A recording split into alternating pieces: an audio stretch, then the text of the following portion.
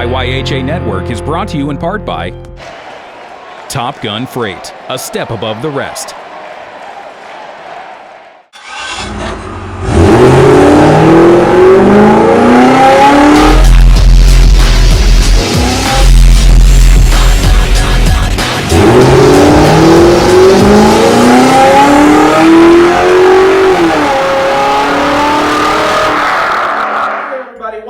IYHA Junior Fuel Studio. I'm Coach Ryan. I'm really excited. Let's get fueled up. We're getting ready to get back on the ice with what was originally our spring clinics. I guess now you could kind of consider these spring/summer clinics. We've got some other things coming your way, but we're real excited to start these back up. So I'll be coaching the 8U kids as normal. We'll get back out on their ice with them at Carmel on Tuesday. That's a 4:15 start, and then 5:15 on Wednesday over with the Fishers kids. So there's two different groups. I'm going to walk you through a little bit of the process here, what we're going to go through, not only as you enter the rink, but on the ice, what to expect. It's going to look a little different than what we're used to, obviously, with all this COVID-19 stuff and all the new procedures going on. So to get started, first off, I want to talk to you about our team page and app and the way you can kind of find out information about what's going on in the community, news about our team, your schedule, any updates, photos, and videos that I might post. So first thing you want to do is go to IYHA.com. Go up to that top left bar, you're going to find that drop-down bar. Once you get into that drop-down bar, and I'm going to highlight these here with green arrows, so hopefully you can find it. You're going to find that home. Now, I don't want you to hit the actual home word there. I want you to hit that button to the right of home. And what that's going to do is bring another drop-down bar. And then if you scroll down to the bottom, you're going to find either the 8U clinic for Carmel or the 8U clinic for the House Fishers group. So click whichever one that you signed up for. I'm going to go ahead and show you Fishers here. So once I click on the Fishers arrow, it's going to take me over to their group page. I click on that U8 Clinic Fishers, and that's going to bring me to your team page. In your team page, you'll have your calendar, so you can see your schedule, any updates, any recent news. I've got a countdown calendar on there. I might add a few videos and photos, things like that. So that's a way you can communicate and follow along what's going on with the team. Also, you'll see there at the top, there's a share this team page. That's the top arrow there. That's going to take you to where you can get onto the app. You can also share that app with anybody else that you want to have access to it. So another thing I want to point out, going back to the IYHA homepage, if you do another drop down, you'll find the resources button. Within that resources button, you can find the sports engine help. I know some of you need to add maybe a nanny or grandma and grandpa, maybe another spouse that, to facilitate getting the kids to and from the rink and know the schedules and all the things that are going on with the team. So that is a page that you can go to there. Click on that sports engine help page, and that's going to take you down to where you can add an additional guardian, somebody that's maybe a part of your life that you need to have involvement in this league. We can't do that personally, so it has to be done by whoever registered the player. So once you do that, you can add anybody else that you want to.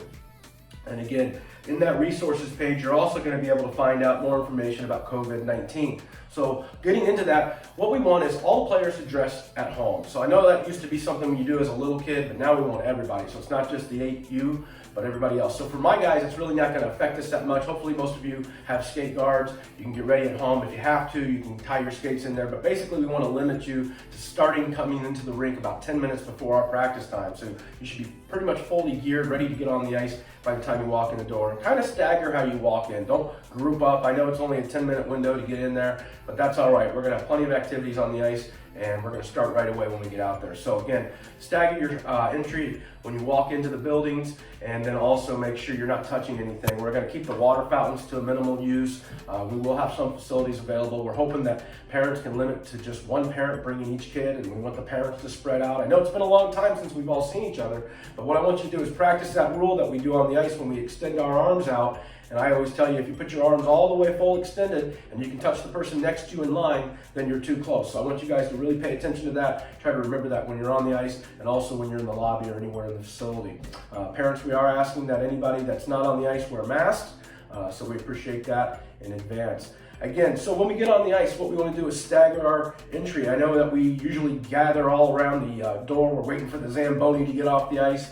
what we want to do is stagger everybody out. So again, keep that social distancing that you guys have been used to for the last 90 days or so, even though that we're getting back on the ice. So then once we're on the ice, we're going to divide up into about 3 different stations, one on each end cap and then a middle station. We'll have our veterans out one end, we'll have our mid-level players at another, and then in the middle, in the middle between the blue lines, we're going to have our rookies, our new players, our beginning level players. So that way everybody's evenly matched and the competition's strong, and that way we also stay in our social distancing by staying within our groups. So each coach will have their areas, and then we'll run through the drills. Each area will run through their own drills. So at the top of the rink, let's say Group A, they're going to run through first off some skating skills, because we all need to do that. Get back on our edges, get our stride going, work on some stops, okay, turns, and all those good skating skills. Then we're going to switch over, so you won't change stations, you'll stay right where you're at, but then the coach is going to move over to, from skating, we're going to go to a shooting, so we'll do a shooting station.